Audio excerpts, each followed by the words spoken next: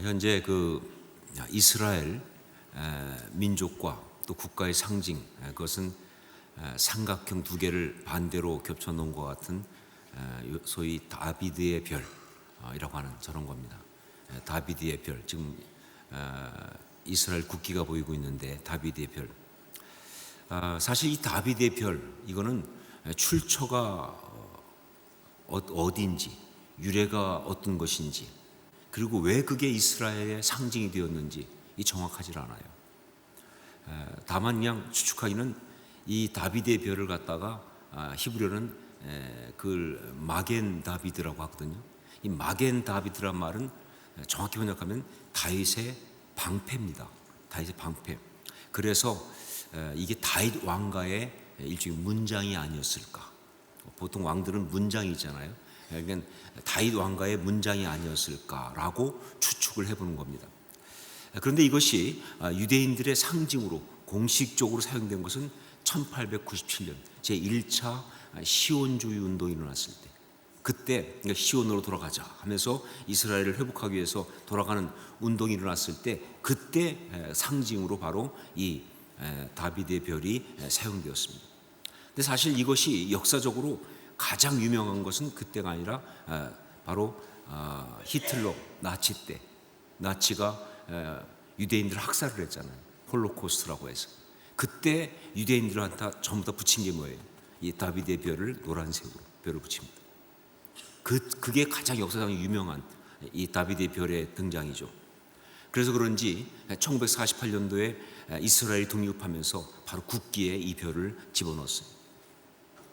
자, 그런데 이 다비드의 별이 이스라엘의 상징으로 국기까지 들어갔지만, 그러나 다비드의 별은 성경에 나오지 않는다. 성경적 근거가 없어요. 성경의 유래가 없어요. 그런 것이 바로 다비드의 별입니다. 자, 그런데 그러면서 본다면 유대인들의 또 유대교의 정말 진짜 상징은 다른 데 있습니다. 지금도 유대인들의 어떤 모임이라든가 혹은 무슨 마을이라든가 어떤 조직 같은 데 가보면 바로 이게 등장하는, 가장 많이 사용하는 상징.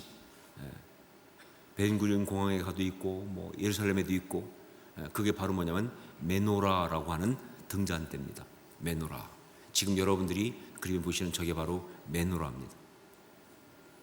저 메노라라고 하는 등잔대, 이것이 유대인들의, 유대 민족의 가장 아주 주된 상징이에요. 근데 이것은요, 다비드의 별과 달리 성경적 근거가 있어요. 영적인 의미가 아주 확실하고 분명합니다. 왜냐하면요, 바로 지금 저것은요, 성소 안에 있는 세 가지, 그렇죠?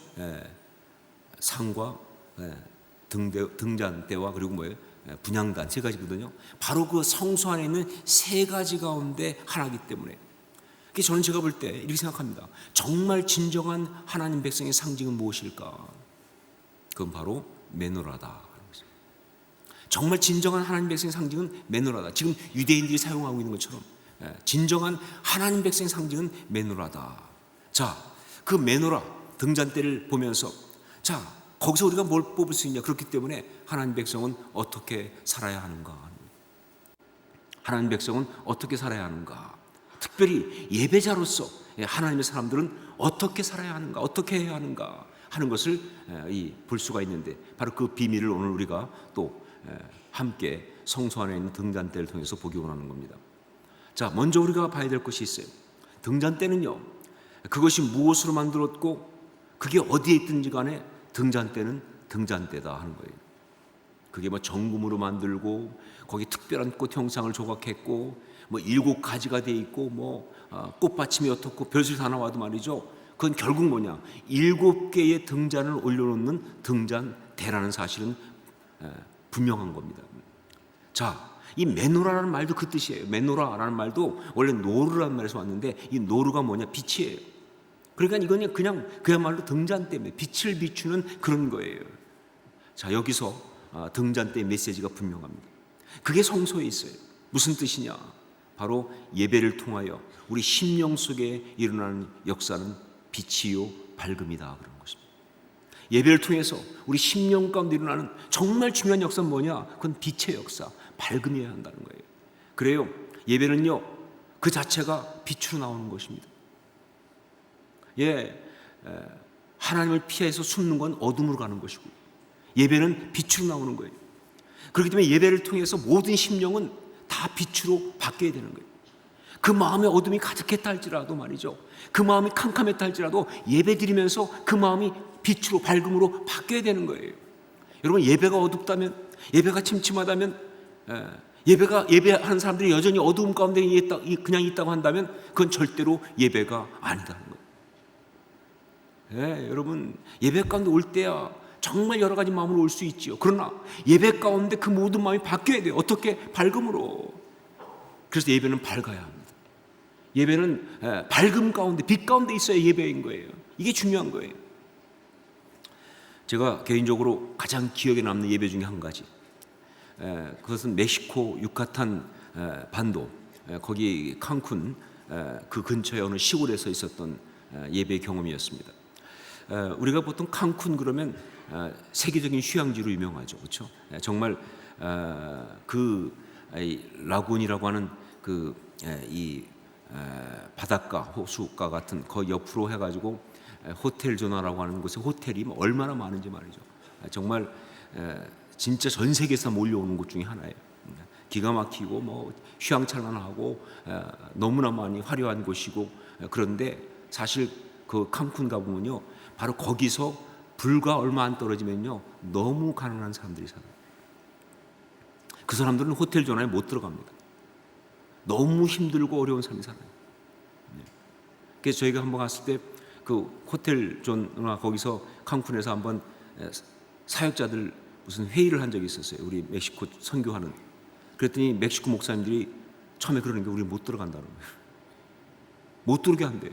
그래서 아니라고, 우리가 초대한다고 그랬더니 그럼 되냐고. 그러면서 너무 좋아하는 거예요. 그 정도로 아주 차별이 있어요. 근데 바로 그 칸쿤의 그 화려한 곳에서 한 1시간 떨어진 변두리 시골에 갔는데, 거기는요 정말 힘들게 사는 사람이 많아요. 지금도 막 어떤 사람들은요, 그 집에 가보면 그냥 닭장 같은 집에다가 그 해먹 걸어놓고 그리고 사는 사람도 있고요. 아주 뭐 그냥 진짜 너무너무 힘든 사람들이에요. 근데 거기에 제가 사역했던 ANC에서 후아레스라는 곳에 신학교를 세웠는데, 그 신학교 졸업생이 가서 목회하는 그런 곳이 있어요. 그래서 거기를 갔는데 선교 담당하는 목사님이 저보고, 목사님 여기까지 오셨으니까 잠깐 거기 들렸다 가시죠. 분명히 제가 듣기엔 들렸다 가라는 정도 들렸어요. 그래가지고 갔더니 예배가 일어나고 있더라고요. 주중인데, 거의 주중에도 예배를 많이 드려요. 근데 주중인데 예배를 드리고 있는데 얼마나 정말 많이 왔는지, 뭐 많이 왔다고 해도 한 50명 정도, 아이들까지. 워낙 큰 교회가 아니니까. 그래가지고 예배를 막 드리는데, 그런데 그 신학교 주신 목회자가 앞에 나가서 얘기하면서 뭐라고 막 이렇게 스페니쉬로 얘기하더라고요. 그래서 사람들이 막 박수를 쳐요. 그래서 왜 박수 치나 그랬더니 옆에 그 선교 담당 목사가 이제 스페니쉬를 잘하니까 저 통역하면서 오늘 예배 설교를 목사님이 하신다고 지금. 내가? 전혀 사전에 물어본 적도 없었고 난 그냥 잠깐 들리러 간 건데, 그날 설교를 제가 한다고 그러니까 사람들이 막 박수 치는 거예요. 야, 이거 정말 암만 멕시코지만 이거 너무하다. 그런데 황당했지만 그때 갑자기 신학교 교수님 이야기가 떠오르더라고요. 목사는 3가지가 준비되어 있어야 한다. 항상 떠날 준비, 또 하나는 죽을 준비, 그리고 설교할 준비. 그게 떠올라가지고 그냥 꼼짝없이 해. 그래서 이제 설교를 막 마음속에 준비하는 거죠. 먼저 이제 찬양이 시작됐으니까 그 찬양 시간 동안에 다행히 참 그 사람들은 찬양 오래 해요. 그래서 참 좀 여유가 있었어요. 그런데 하여간 제가 지금까지 했던 설교들 중에서 가장 은혜를 제가 스스로 받은, 정말 그렇게 기억나는 그런 설교였어요. 그것은요, 제가 워낙 순발력이 뛰어나서 그런 게 아니라 성령님이 급하면 도와주시더라고요. 뭐 당신 자존심이 걸려있으니까, 당신 체면이 걸려있으니까 그렇겠죠. 그렇죠? 성령이 도와주신 것도 있지만 무엇보다 사실은 그 설교 준비하려고 있는 그 시간, 막 찬양하는 그 시간에, 그 월십 시간에 제가 너무 은혜를 받았어요. 야, 정말 그렇게 가난하고 그렇게 힘든 사람들인데 그렇게 기쁠 수가 없어요. 그렇게 밝을 수가 없어요. 예, 사실 그냥 그 사람들의 그 겉모습을 보면요, 그냥 딱 한국말로 딱 표현되는 게 딱 한마디밖에 없어요. 그게 바로 꼬질꼬질이에요. 다 사람들이 꼬질꼬질해. 예, 그런데 그렇게 밝을 수가 없어요. 정말 남녀 불문, 뭐 어른아이 할 거 없이 같이 기뻐 뛰며 찬양하며 축복하며 예배하는 모습. 예, 거긴 그냥 움막 같은 가건물이거든요. 거기다가 조명도 뭐 백열등 같은 거 한 2개밖에 없어가지고 좀 컴컴한데 그렇게 밝을 수가 없어요. 모두의 표정도 그렇고 분위기도 그렇고 찬양하고 기도하는 그 모습도 그렇고 말이죠. 어떻게 이럴 수 있을까 싶을 만큼 너무나 기쁨이 충만한 것이 정말 저한테 충격 같은 은혜가 왔어요. 그러니까 막 성령님께서 얼마나 뜨겁게 제 마음속에 역사하셨겠어요. 예, 제가 좀 분위기를 타잖아요, 그렇죠? 그러니까 벌써 분위기가 그렇게 되니까 말이죠. 그냥 설교를 나가는데 벌써 뭐 거의 뭐 그냥 그 무디 목사님 같았어요 그날. 더군다나 막 설교할 때 반응도 뜨거워요. 전 생전 그런 반응 처음 받았어요. 설교하다가 그냥 한마디만 나가면 박수가 나오는 거예요. 난 어디서 설교하다가 박수 받아본 일이 별로 없어요. 거기서 받았어요, 거기서. 예. 여러분도 한 번도 안 치잖아요, 그렇죠? 꼭 치라는 게 아니라. 근데 이 사람들은 그냥 은혜만 받으면 박수 치는 거예요. 그러니까 막 제가 점점 업이 돼가지고 예, 얼마나 뜨거웠겠어, 그렇죠? 예, 정말 밝고 정말 아름다웠다 하는 기억이 있습니다. 그래요. 예배는 그래야 하는 게 예배예요. 예배는 물론 때때로는 정말 통곡하고 회개하는 시간도 있을 수 있지만 그거로 끝나는 건 예배가 아니죠. 밝아야 돼요. 아름다워야 합니다. 예배는 빛의 역사입니다. 예배 가운데 어둠이 물러가는 역사가 있어야 되는 거예요. 그게 예배인 거예요. 자, 이것이 바로 메노라, 거기 담긴 메시지예요. 자, 그렇다면 그 예배를 통하여 어떻게 밝음을 경험하는가? 그 밝음은 우리의 내면과 삶 속에 어떻게 역사하시는가 말이에요. 이 등잔대가 바로 성소의 등잔대인 바, 그 밝음은 바로 하나님의 빛입니다. 그 빛은 하나님의 빛이에요. 오직 하나님의 빛이 우리 심령을 밝게 하는 것, 그겁니다. 예, 상의 진설병이 하나님의 떡인 것처럼 말이죠. 정말 그 밝음은 하나님의 빛이에요. 여러분, 역사를 보면 인간에게 여러 번 밝음의 역사가 있었습니다. 하지만 그 밝음의 모든 것은 결국은 뭐냐? 인간에게 더 큰 고통을 가져옵니다. 처음 밝음의 역사가 있던 게 언제냐? 그게 바로 에덴 동산이었어요. 선악과를 따먹었더니 눈이 밝아졌어요. 그런데 결국 어떻게 했느냐? 벌거벗은 것을 발견하고 그 부끄러움에 서로 가리고 가서 숨고 정말 두려움 가운데 떨었던 그 역사가 되고 말았잖아요, 그렇죠? 어떻게 보면 인간들에 있었던 모든 이 밝음의 역사는요, 바로 그런 그 에덴 동산의 그 선악과를 따먹을 때 있었던 그 밝음의 역사의 반복이 아닌가 싶어요. 여러분, 근대가 시작된 유명한 것이 바로 계몽주의 아닙니까? 계몽주의. 예, 그것도 밝음의 역사예요. 영어로 enlightenment. 그 불이 붙은 거 아니에요? 밝아진 거 아니에요? 그렇죠? 예. 그런데 그 계몽주의가 참 좋아 보이지만 결국 현대 문명의 모든 고통이 다 거기서 와요. 1차 대전, 2차 대전뿐만 아니라 현대 문명의 모든 고통, 이게 다 거기서 오는 거예요. 밝음은 그래요. 정말 인간이 스스로 빛을 가지고 밝다고 하면 그건 결국 뭐예요? 고통이라는 짙은 어둠을 함께 갖고 오는 거예요. 그렇다고 우리 신앙이 무조건 반지성주의는 아니에요. 무조건 지성을 거부한다, 그건 아니에요. 그러나 한 가지는 분명합니다. 밝음은 반드시 하나님께로부터 와야 한다는 거예요. 예, 정말 참된 밝음은 하나님께로부터 와야 되는 거예요.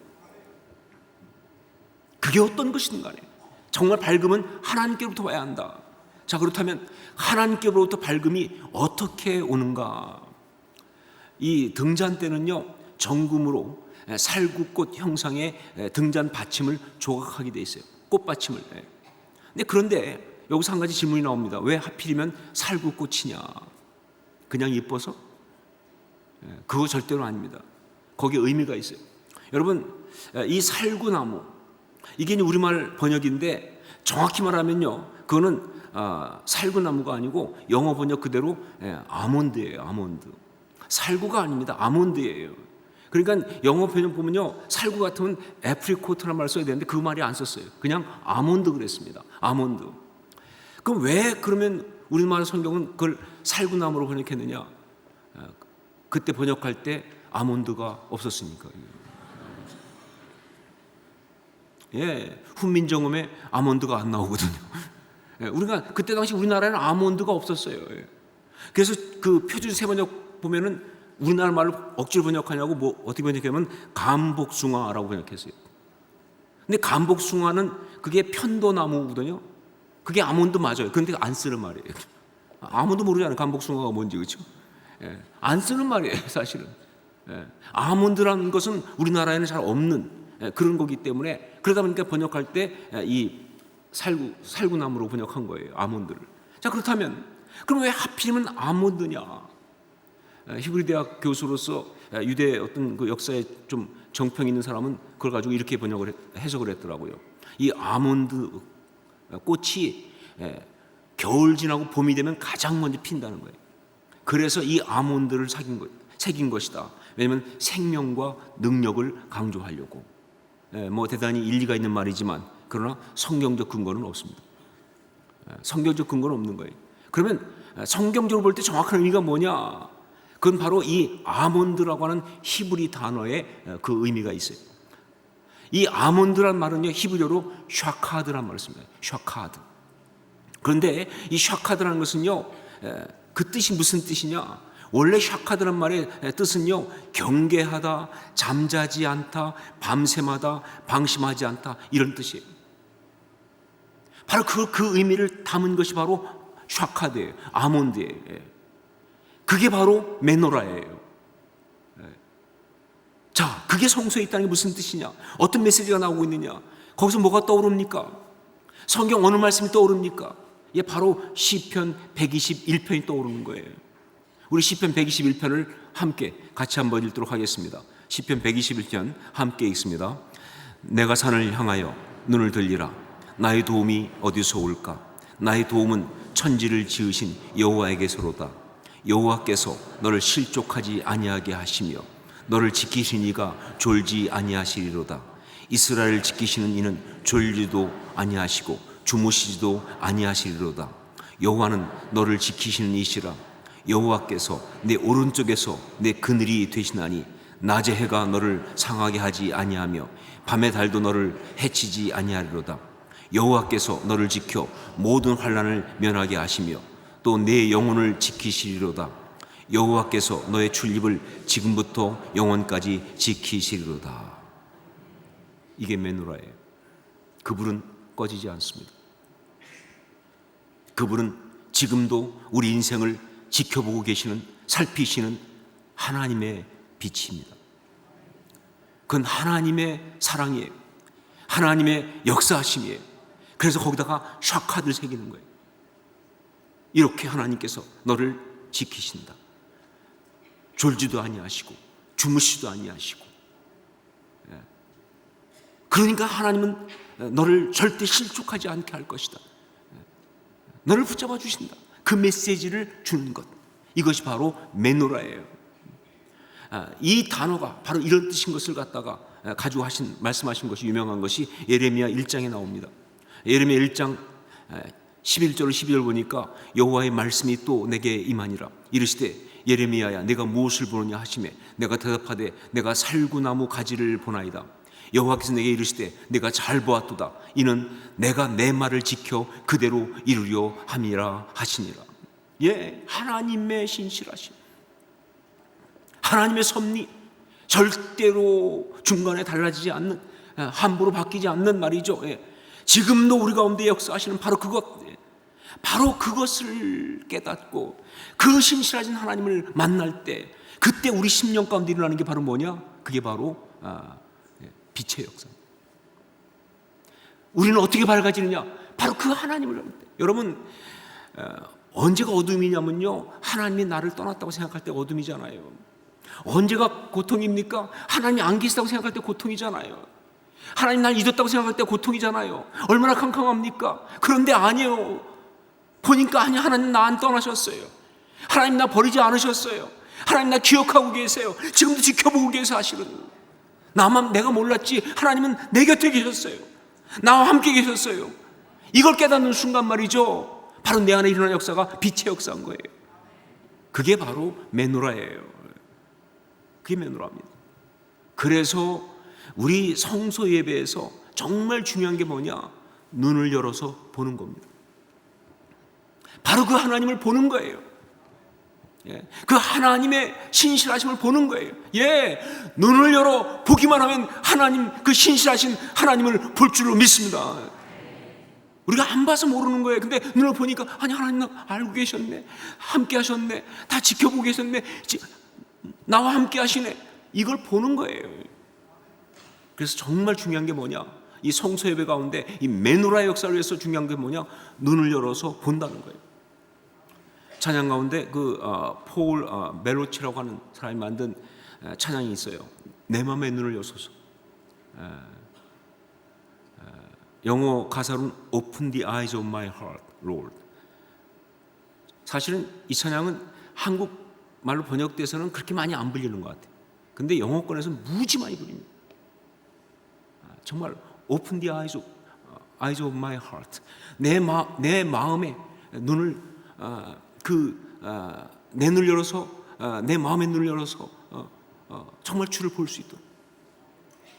이게 정말 그 찬양이 중요한 거예요. 예배 중에 바로 우리가 눈을 떠야 되는 거예요. 내 마음의 눈이 열려야 되는 겁니다. 왜? 주를 봐야 되니까. 그러니까 정말 중요한 소원은 뭐냐? 내가 눈을 열어서 주를 보게 하십시오라는 거예요. 나는 주를 보기 원합니다. 이 사모함이 중요한 거예요. 이 성소 예배에서는요. 그래서 그 뒤에 가보면요, I want to see you라는 것이 계속 반복돼요. 주보게 하소서. I want to see you. 내가 정말 보기 원합니다. 정말 보기 원합니다. 지금도 나를 지키시고, 지금도 나를 보호하시고, 내게 은혜 베푸시는 신실하신, 한 번도 그 눈을 내게 띄지 않으신 바로 그 하나님을 보기 원합니다. 이게 바로 진짜 이 예배의 중요한 포인트예요. 이 아몬드 나무와 그 꽃, 즉 이 샤카드와 연결된 또 하나의 비밀이 있습니다. 그게 창세기 28장에 나오는 야곱의 이야기예요. 여러분 아시지만 야곱이 형을 속이고 아버지를 속이고 형 에서의 장자권을 가로챘잖아요, 그렇죠? 그래가지고 이제 축복도 가로챘어요. 그래 가로챘는데 그게 그러고 나니까 난리가 났잖아요. 그냥 형 에서가 그냥 죽이겠다고 복수하겠다고 그러니까 이따간 죽겠다 싶어서 그 어머니가 이제 하란으로 보낸다고요, 외삼촌한테. 그래서 결국은 집을 떠나서 이제 하란까지 가는 중간에 빈들에서 하룻밤을 자게 된 것이 바로 창세기 28장입니다. 얼마나 무서웠겠습니까? 얼마나 외로웠겠습니까? 얼마나 두려웠겠습니까? 내가 다시 집으로 돌아갈 수 있을까? 얼마나 불안했겠습니까? 사실 그 밤에 잠자는 이야기를 보면요, 밖의 어두움보다 훨씬 어두웠던 것은 그의 마음이었어요. 그 두려움 때문에, 그 불안감 때문에. 빈들보다 훨씬 더 외로운 것은 그의 마음이었어요. 정말 마음이 외롭고 정말 무섭고 그런 마음을 가지고 그 빈들에서 잠을 자는데 꿈에 사다리가 땅에서부터 하늘까지 올라간 게 보이면서 그 사다리 위로 주의 사자가 오르락내리락 하는 가운데 그 사다리 위에서 여호와께서 말씀하시는, 그런데 하나님께서 뭐라고 말씀하시느냐? 바로 아브라함의 언약을 말씀하시면서, 너는 몰랐지? 아브라함에 준 언약이 계속 지금 있으면서도 너한테까지 왔다. 말씀하시면서 그러면서 이렇게 말씀하십니다. 내가 너와 함께 있어. 내가 어디로 가든지 너를 지키며 너를 이끌어 이 땅으로 돌아오게 할지라. 내가 내게 허락한 것을 다 이루기까지 너를 떠나지 아니하리라. 여러분, 구절 하나하나가 얼마나 감동이었겠어요. 내가 너와 함께 있어. 내가 어디로 가든지 너를 지키며 너를 이끌어 이 땅으로 돌아오게 할지라. 내가 내게 허락한 것을 다 이루기까지 너를 떠나지 아니하리라. 야곱이 갖고 있는 그 가장 큰 두려움, 무서움을 다 하신 하나님께서 정확히 말씀하시다. 네가 어디로 가든지 함께 있을 것이다. 내가 어디로 가든지 너를 지킬 것이며 그리고 너를 이끌어 이 땅으로 다시 돌아오게 할 것이다. 내가 허락한 것을 다 이루기까지 내가 너를 절대 떠나지 않을 것이다. 그 은혜를 받고 나니까 말이죠, 그 순간 거기서 그는 일어나가지고 이렇게 고백합니다. 여호와께서 과연 여기 계시거늘 내가 알지 못하였도다. 불이다. 그게 바로 메노라예요. 여호와께서 여기 계시거늘 내가 과연 여기 계시거늘 내가 알지 못하였도다 라고 고백하면서, 그러면서 자기가 배웠던 그 돌베개를 거기 세우고 이렇게 말합니다. 여기는 하나님의 집이요 하늘의 문이다 라고 선포하면서, 그러면서 거기에 기름 붓고, 그리고는 그곳의 이름을 갖다가 베델, 즉 하나님의 집이라고 그렇게 명명하는데, 재미있는 게 여기 있어요. 근데 그곳의 옛 이름이 뭐였느냐? 루스였다는 거예요. 근데 여러분, 성경이 얼마나 재미있는지 보세요. 그 루스가 무슨 뜻이냐? 그게 아몬드예요. 베델이 바로 하나님의 집, 성막과 같은 뜻인 것처럼 그 루스가 바로 아몬드예요. 샤카도와 같은 그 나무를 말하는 겁니다. 그렇기 때문에 바로 이 아몬드 나무 등잔 때 담긴 그 빛 대신 하나님 역사는요, 바로 야곱의 베델의 그 은혜의 체험을 말하는 거예요. 정말 찬송가 370장의 고백 그대로 내 두려움이 변하여 내 기도 되었고 전날의 한숨 변하여 내 노래 되었네 라는 그 고백이 그들이라는 거예요. 내 그 두려움이 변하여 정말 내 기도 되었고 전날의 한숨 변하여 내 노래 되었네. 그 역사가 일어나는 거예요.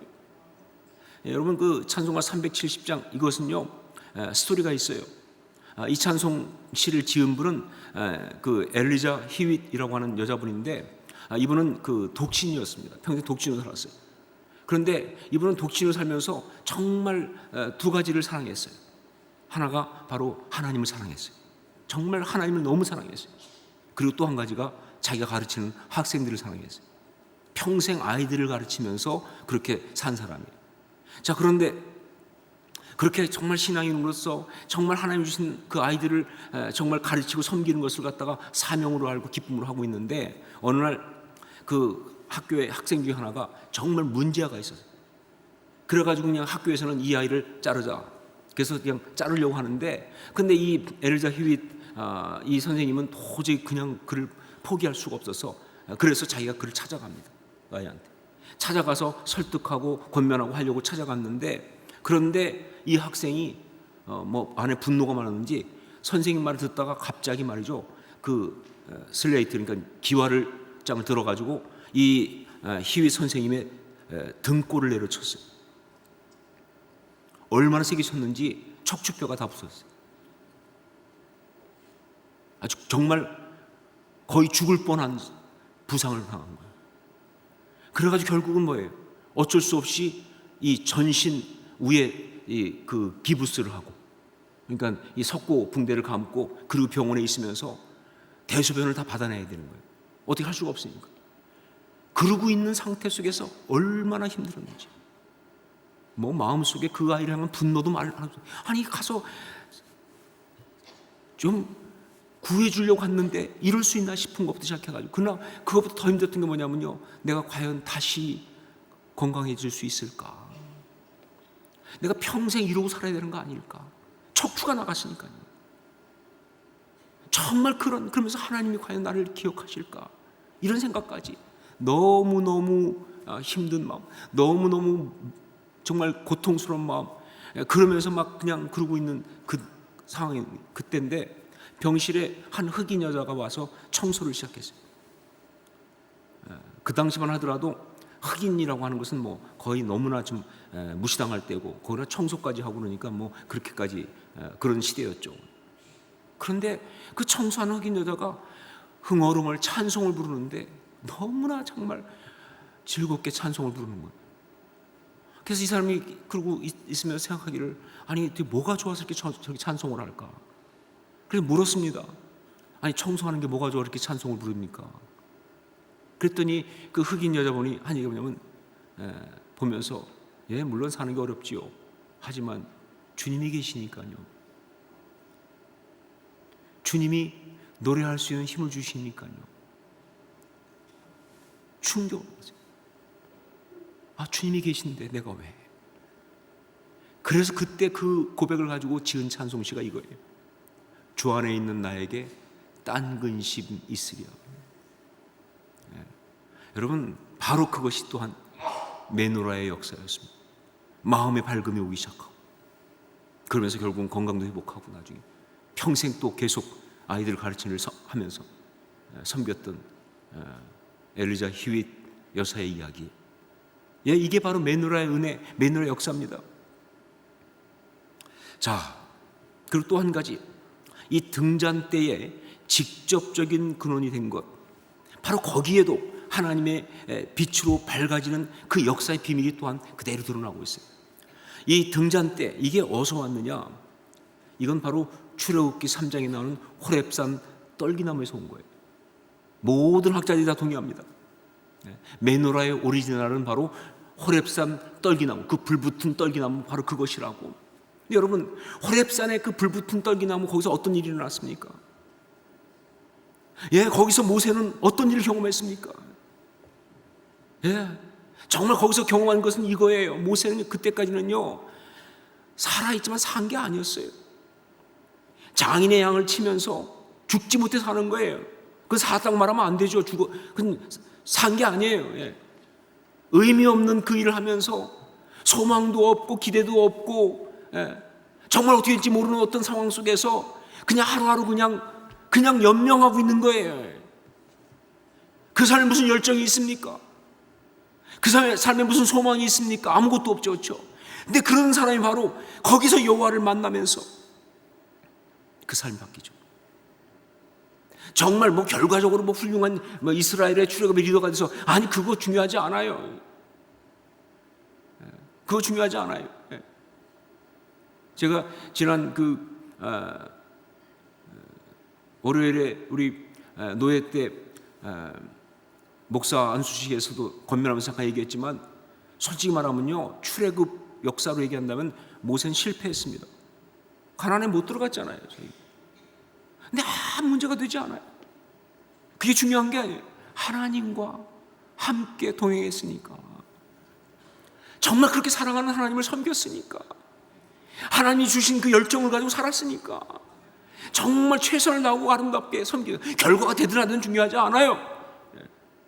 정말 그런 아름다운 삶, 정말 그런 어떤 그런 열정의 삶, 그런 소망 있는 삶, 그렇게 바라보고 그렇게 가는 그런 어떤 아름다운 것을 가진 그런 삶으로 바뀌는 역사가 바로 거기서 일어났다고요.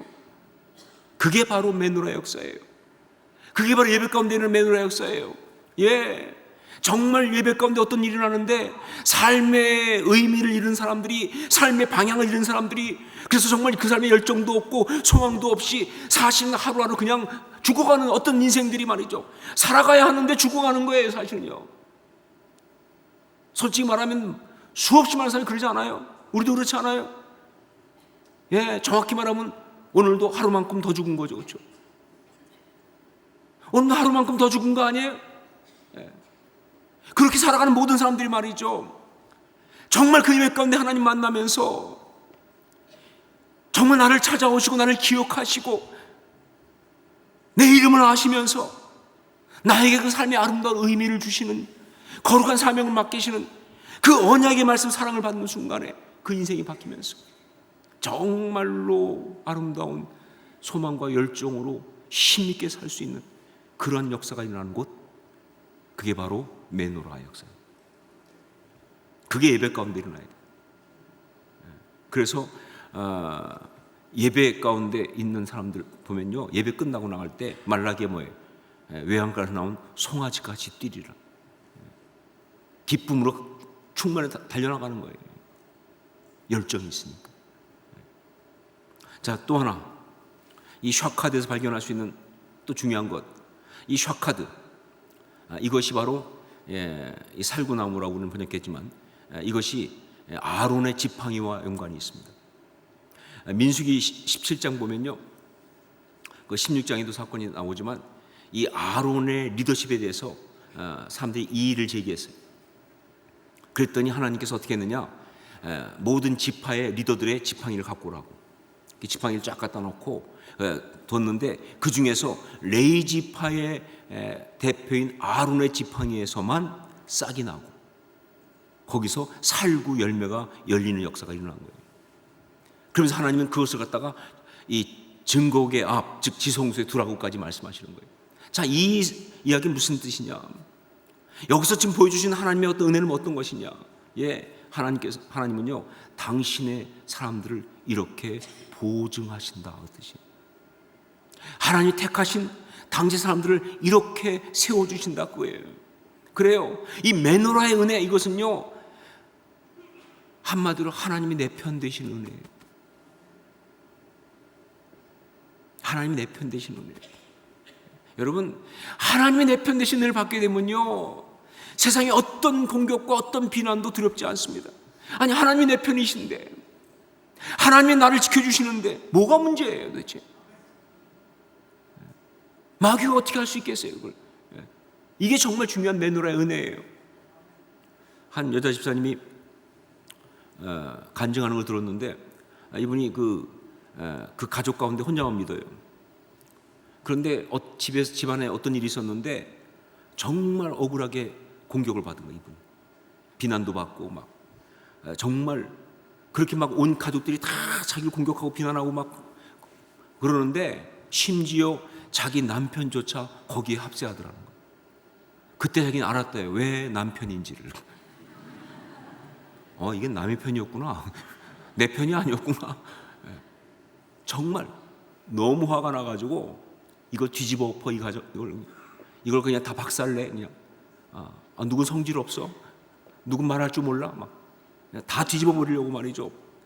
그렇게 막 화가 나는데, 그런데 그래도 그분 표현대로 말하면 뭐냐면요, 예수 믿는 죄 때문에. 그거 재밌어요. 예수 믿는 죄 때문에. 그 다음에 또 은혜 받았다는 죄 때문에.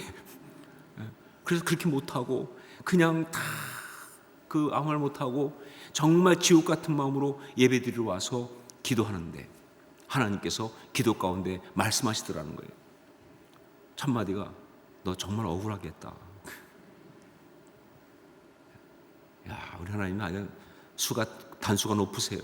딴 얘기 안 하고 너 정말 억울하겠다. 그리고는 하신 말씀이, 그런데 나는 네 편이다. 나는 네 편이다. 나는 너를 안다. 나는 네 편이다. 그러면서 내가 너를 반드시 영예롭게 하고 그들이 내 앞에서 부끄러움을 당할 것이다. 펑펑 울었대. 그 하나님의 은혜 때문에. 하나님이 내 편이면 됐죠 뭐. 하나님이 아시면 됐죠 뭐. 하나님이 내 편이신 내가 뭘 두려워하겠어요. 그래서 그냥 힘있게 그냥 의지하고 나갔는데, 결국은 하나님께서 그 가족의 어떤 일을 통해서 모든 사람 앞에서 이분의 존엄성을 다시 세워주셨다는 거예요. 여러분, 우리 하나님 그렇게 하실 줄로 믿습니까? 반드시 그러세요. 아니, 다른 건 몰라도요, 물질로 축복하는 건 안 하실 수도 있지만 우리의 존엄성 세워주시는 건 반드시 하세요. 수치 대신 배나 갚아주실 줄로 믿습니다. 이게 우리 하나님이세요. 이게 메노라의 역사예요. 아론의 쌍난 지팡이, 메노라의 역사예요. 그때 바로 밝음이 임하는 겁니다. 그때 빛이 임하는 거예요. 여러분, 그래요. 지금도 예배 가운데 이 메노라의 은혜, 메노라의 역사는 일어나는 줄로 믿습니다. 그렇게 캄캄하고 어두웠던 마음들이 예배를 통해서 여전히 나를 사랑하시는 하나님을 만날 때, 그 신실하신 언약을 다시 한번 보게 될 때 그때 이 마음의 어두움이 바뀌고 이 마음의 어떤 그런 불안함과 혼란스러움이 다 사라지면서 말이죠, 정말 기쁨과 빛으로 그렇게 밝아지는 역사가 일어날 줄로 믿습니다. 그래서 정말 우리 입엔 찬양이 가득하기 시작합니다. 노래하기 시작하는 거예요. 예. 여러분, 노래는 언제 부르는 줄 아세요? 기쁠 때 부르는 거예요. 기쁠 때 부르는 거예요. 정말 기쁘지도 않는데 노래 부르면 미친 거예요. 근데 우리는 미친 게 아니에요. 정말 기뻐서 부르는 거예요. 우리로 하여금 노래하게 하실 줄 믿습니다. 이게 메노라 역사예요. 밝음의 역사예요. 이런 메노라의 역사가 예배하는 우리 모두에게 예배 때마다 일어날 수 있기를 주의 이름으로 축원합니다. 기도하겠습니다.